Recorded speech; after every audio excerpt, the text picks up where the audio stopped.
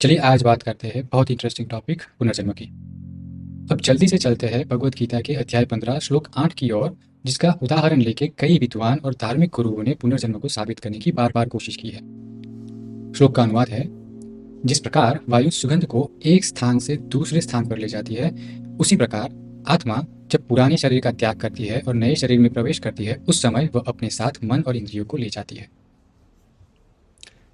यहाँ तक तो सब ठीक लगता है, लेकिन अब जानते हैं कि इस श्लोक की बार बार गलत व्याख्याएं कैसे की गई। इस श्लोक के विस्तृत में अर्थ करने वालों ने यह जोड़ दिया कि आत्मा को हर जीवन में नया शरीर मिलता है और मन अनंत जन्मों से उसके साथ चलता है। तर्क देकर बताया कि इसीलिए जन्म से अंध लोग भी सपनों में वो चीज देख लेते हैं, वो आकार या रंग देख लेते हैं जो उन्होंने आंखों से कभी देखा ही नहीं है, और इसी को वो पुनर्जन्म की स्मृतियां बताते हैं और इसी को पुनर्जन्म का प्रमाण भी।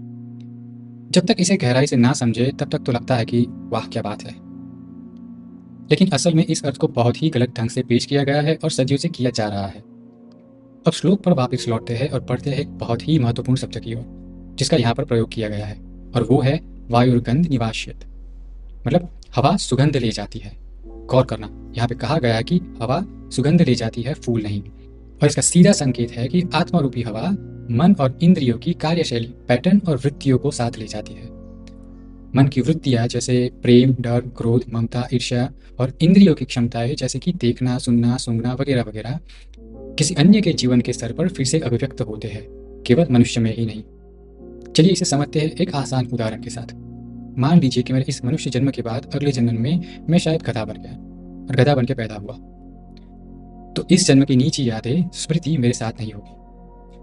फिर भी अगर मेरे छोटे गधे बच्चे हुए तो मेरी उनके प्रति ममता जरूर रहेगी। मेरे या फिर मेरे बच्चों के मर जाने का डर मुझे हमेशा एक गधा होकर भी रहेगा, और मेरी किसी गधी के प्रति आकर्षण की वृत्ति भी उस समय उस जन्म में भी दिखेगी, क्योंकि मन को वृत्तियों का स्तर बताया गया है, स्मृतियों का नहीं। और यही सही मतलब है आत्मा का मन को इंद्रियों के साथ दूसरे शरीर में ले जाना, जिसमें मन की वृत्तियां और इंद्रियों की क्षमताएं आगे बढ़ती है और कुछ नहीं। समस्या तो तब शुरू होती है जब अहंकार श्लोकों को केवल मनुष्य केंद्रित कहानी बना देता है, जैसे कि यहाँ पे हुआ है, जबकि गीता सर्वभूतानी मतलब कि हर एक जीव को रिप्रेजेंट करके लिखी गई है।